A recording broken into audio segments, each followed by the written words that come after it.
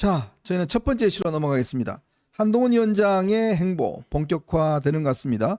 어제 저녁에 서울에 있는 여기 광화문 쪽에 있는 한 중식당에서 본인이 수행했던 또 당직자들 경호원들 한 20여 명과 함께 저렇게 저녁 식사 자리를 함께 했습니다. 만찬을 함께 했고요. 끝나고 난 다음에 저렇게 단체 사진을 찍었습니다. 그동안 뒷모습 찍힌 장면이 한번 포착이 됐었고요.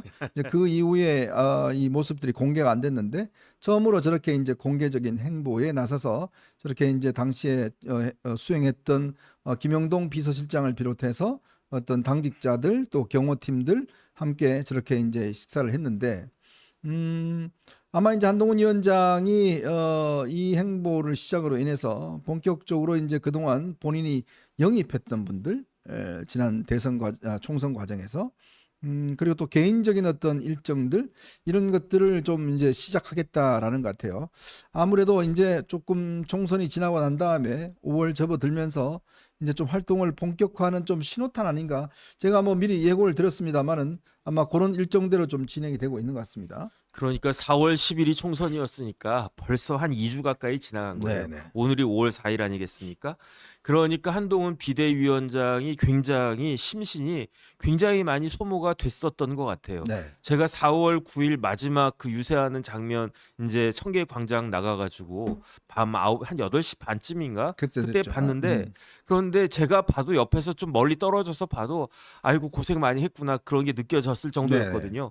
만약에 총선 결과가 굉장히 좋았으면 몸은 힘들었어도 뭐 마음은 또 이제 뭐 붕붕 날아다니고 그랬을 수도 있었을 텐데 일단은 몸보다도 아마 한동훈 비대위원장은 마음이 더 힘들지 않았을까. 총선 결과가 나쁘고 그 다음에 한동훈 비대위원장이 뭐라고 그랬냐면 이번 총선에 지면 역사의 죄인이 된다라 네네. 이런 이야기까지 했었단 네. 말이에요. 그만큼 사실은 굉장히 중요한 총선이었는데 어찌됐든지 간에 본인이 그 넘버 원으로서 그 책임자로서 이 총선을 책임지는 자리에 있는 사람으로서 결과가 나빴기 때문에 좋지 않았기 때문에 한동훈 비대위원장이 굉장히 마음도 속도 상하고 그냥 좀 미안하기도 하고 그러지 않았을까 그런 생각이 드는데 그래도 모든 게 있어서 시간이 약이지 않습니까? 네. 시간이 지나가면 시간이 어떤 파괴적인 효력도 있지만 또 시간이 창조적인 효력도 있기 때문에 네. 어느 정도 이제 회복이 된 것이 아닌가 그런 생각이 들고요.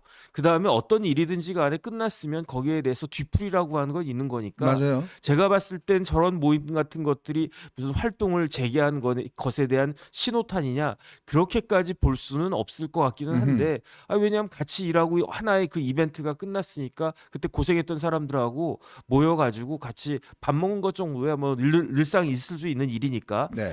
그런데 저 모습이 조금 달리 보일 수 있는 거는 제가 봤을 때 한동훈 비대위원장이 패장임에도 불구하고 기다리고 기대하는 사람들이 굉장히 많다. 그렇죠. 지금 여당이 굉장히 힘든 그러한 상황이고 야당은 벌써부터 뒤통수 치지 않았습니까? 그렇죠. 이태원 특별법을 그 합의를 해줬는데도 불구하고 그 합의가 성사된 지 표로서 저 국회에서 의결로서 이제 성사된 지 한 시간도 안 걸렸을 거예요. 그렇죠. 그때부터 벌써 뒤통수 치기 시작하니까 그러면 그런 그 폐역 무도한 도가 없는 그러한 야당에 대해서 누가 과연 맞설 수 있을 것인가 그 여당과 그 여당을 지지하는 많은 사람들이 고민할 수밖에 없는데 그 대안 중에 하나로 그 한동훈 비대위원장을 생각할 수밖에 없는 것이 아닌가 어쨌든 그런 것들이 있기 때문에 많은 사람들이 굉장히 그 눈여겨보고 지켜보고 있는 것이 아닌가 그런 네. 생각이 듭니다. 어제 한동훈 위원장이 이렇게 이야기를 했다고 그래요. 처음 같이 호흡을 했으니까 종종 같이 보면서 교류하자. 또 특별한 추억이 있는 멤버들이 소중하다 이런 이야기를 했고요. 그리고 이제 선거기와 함께 해줘서 고맙다는 이야기와 함께 요새 시간이 많다. 도서관도 가고 지지자들의 선물해준 책을 읽으면서 지내고 있다라고 이제 근황을 소개했다고 합니다.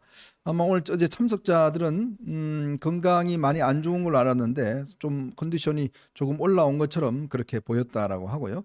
얼마 전에는 아마 김은국 씨하고 통화를 했던 모양입니다. 김은국 씨가 사실 이제 총선 끝나고 나서 방송에 출연해서 아니 선거 때 내가 그렇게 열심히 해줬는데 한 사람도 나한테 고맙다고 이야기하지 않더라. 네네. 이런 이야기를 하니까 많은 분들이 또 전화를 드렸던 모양이에요.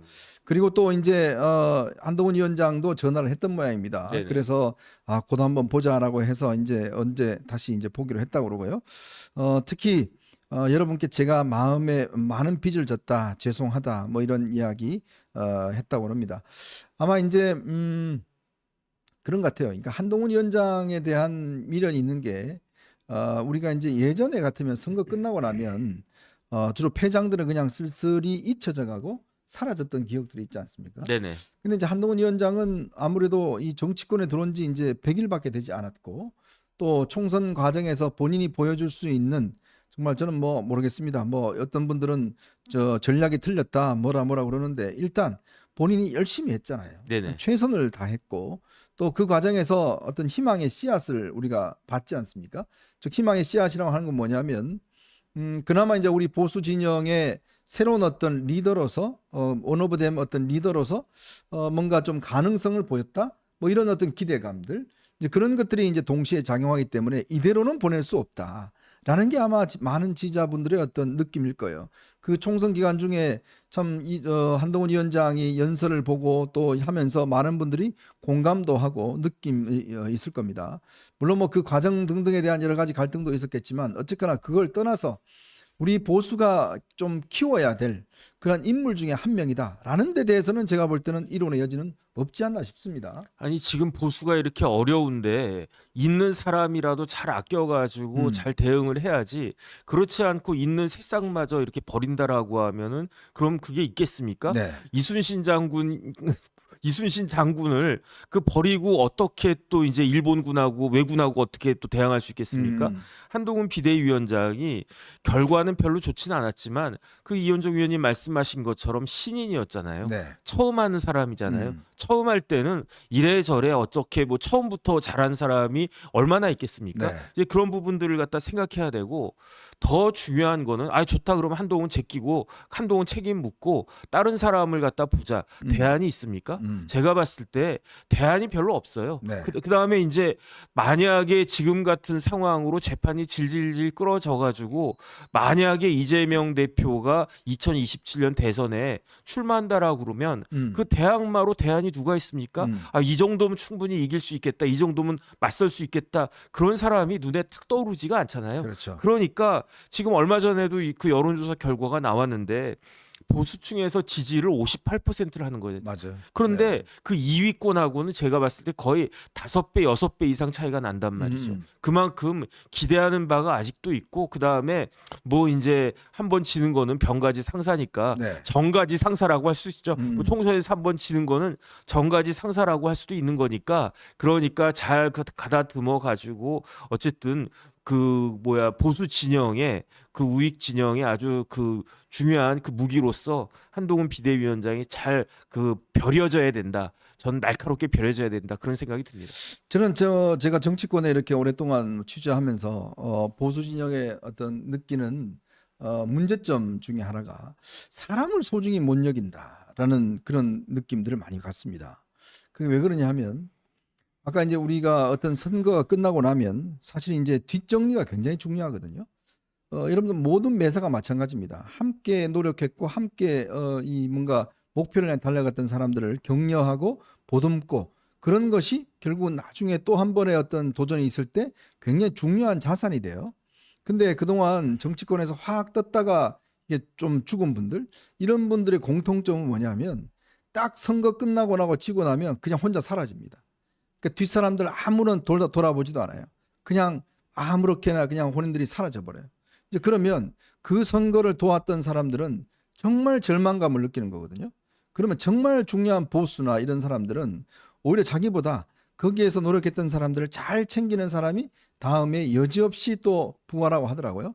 제가 성명 이름은 말씀하지 않겠습니다만은 한 분이 그런 분이 있어요. 굉장히 떴습니다. 아주 뭐 올 때는 정말 무슨 현상까지 있을 정도로 떴어요. 근데 이분의 아주 특성이 뭐냐면 딱 선거 끝나고 나면 집에 가버려요. 나오지도 않아요. 그러면 그걸 도와줬던 사람들은 이게 뭐라도 와서 뭐 밥이라도 한 먹고 격려라도 한번 받아야 되는데 그게 없는 거예요. 자, 그러다가 또 뭐가 나선다 그러면 좀 이제 그때보다 한 반 정도가 나와요. 그러다가 또 선거 끝나고 나면 또 혼자 어디 외국 가버려요. 자기 한다고 그냥 배낭 메고 가버려요.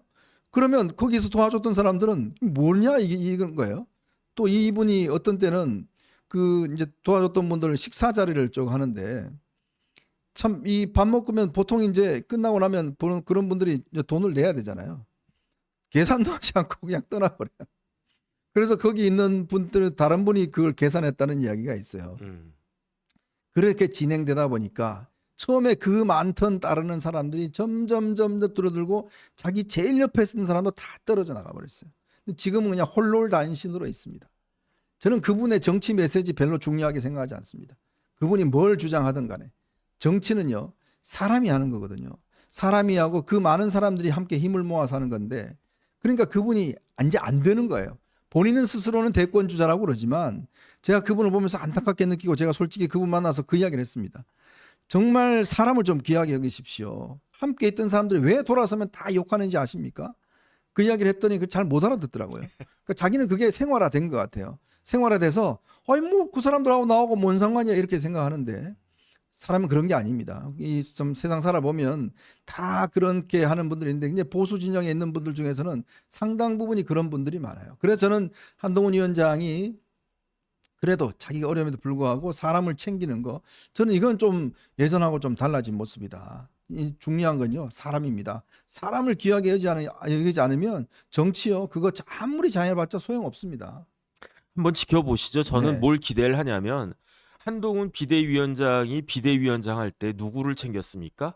그 당사 청소하고 그런 분들 아랫분 그 굉장히 그 어떻게 보면은 우리 사회에서 열심히 그 일하시는 분들 챙기지 않았습니까? 그다음에 이제 법무부 장관 할 때도 법무부에서 가장 직급이 낮은 그런 분들한테도 굉장히 인기가 좋았다고 그랬었어요. 네. 그러니까 한동훈 비대위원장은 뭐 술도 안 마시고 기존의 정치 문법과 너무 다르다. 저런 사람이 어떻게 정치를 할 수 있나? 네. 이런 식의 생각들을 많이 했었던 사람들도 있는데 어떨지는 모르겠어요. 한번 지켜봐야 되겠다 그런 생각은 하는데 그동안에 법무부 장관 그다음에 비대위원장으로서 보여줬던 그러한 모습들은 많은 사람들이 기대할 수 있을 기대를 받을 만한 그러한 모습이 아니었나 저는 그런 생각이 들고요. 그다음에 한동훈 비대위원장이 전국 투어를 갖다 막 했을 때 네. 그때 홍준표 시장은 저게 무슨 대권 노름이다 이렇게 이야기를 했지만 저는 그게 대권 노름으로 안 보이거든요. 그거는 어떻게 하든 총선에서 도움이 되고자 하려고 했던 것이 아닌가. 네. 그다음에 그때에는 사실은 여당이 압승한다 그런 이야기도 있지 않았었습니까? 그렇죠. 그러니까 제 생각에는 한동훈 대 이재명 구도로 가면 충분히 승산이 있는 것이 아닌가. 그런 것들을 이미 이번 총선 과정에서 보여준 것이 아닌가. 그런데 여당이 막판에 한 달을 남겨놓고 확 뒤집어지면서 이게 팍팍팍 떨어진 거 아니었겠습니까? 그러니까 뭐 그런 것들을 그 이번 총선을 타산지석을 삼아가지고 전철을 밟지만 않으면 그러면 충분히 승산이 있다. 저는 그런 생각을 합니다. 네. 그리고 이번에 말이죠. 지금 최근에 이 백서를 만든다고 그러면서 백서 당연히 만들어야 됩니다. 근데 조정훈 의원이 이 백서 지금 TF 팀장을 하고 있는데 저는 이분이 그런 이야기를 하더라고요. 윤석열 대통령과 한동훈 위원장을 만나서 뭘 선거 패배의 책임을 물어보겠다 이렇게 이야기를 하는데 저는 좀 이거 좀 뜬금없다는 생각이 들어요. 왜냐하면 사실 생각해 보십시오. 아니 윤석열 대통령이나 이 한동훈 위원장이 무슨 백서 만드는 팀이 무슨 특검도 아닌데 그분들 만나서 이거를 뭔가 따져보겠다. 이 따져보는 게 무슨 의미가 있을까요? 솔직히.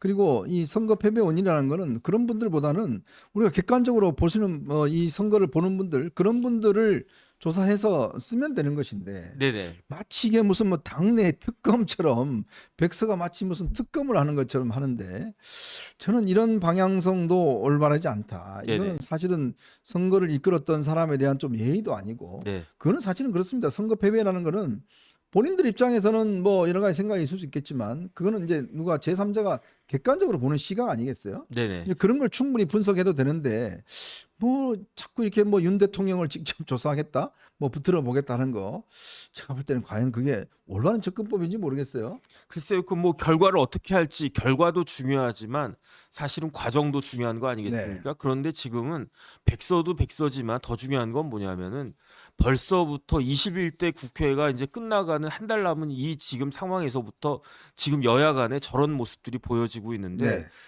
저는 사실은 21대 국회가 우리나라 역사상 최악의 국회라고 생각을 했어요. 그렇죠. 그런데 이 최악이 끝난 게 아니구나. 저는 지하도 있어요. 그러니까 1층 이제 그 끝까지 내려왔구나. 더 네. 이상 이제 내려갈 데가 없고 음. 이제 올라가기만 하면 되겠지라고 사실은 이번 총선에 그래서 기대를 많이 한 네네. 건데 그게 아니고 이거는 더한 것이 될 것이 아닌가. 물론 이런 모습을 보여주게 되면 그럼 많은 국민들이 아 진짜 우리가 무슨 짓을 한 건가라고 하면서 다시 또 반전이 있을 거라고 생각은 하는데 네. 그런데 그 반전이 일어나기 전까지 그다음에 앞으로 4년 동안 이런 모습을 또 얼마나 또 더 봐야 되나 그러나 어떻게 보면 참 답답한 그러한 그 마음이 있는데 네. 그렇기 때문에 중요한 건 뭐냐면요. 객관적으로 어쨌든 숫자상으로는 여당이 지금 아주 그 쪼그라들어 있는 그런 상황이 될 수밖에 없는데 그렇다라고 하면 이제부터는 지지율을 올려야 돼요. 네. 여당의 지지율이 다시 올라가야 되고